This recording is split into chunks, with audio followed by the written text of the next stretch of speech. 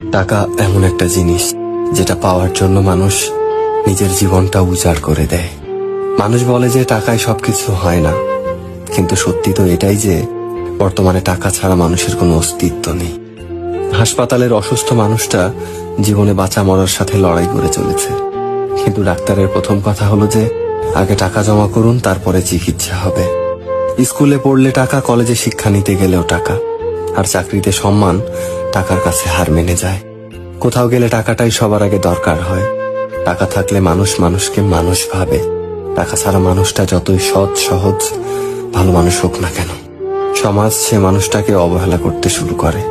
বাস্তবতা তো এটাই যে টাকা শুধু দরকারই হয় না, আজকাল মানুষের সব থেকে বেশি প্রয়োজনীয় জিনিস হয়ে উঠেছে।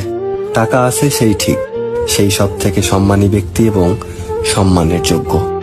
আর যার কাছে টাকা নেই, তার সত্যিগুলোকেও খুব সহজে মিথ্যে বানিয়ে দেওয়া যায়।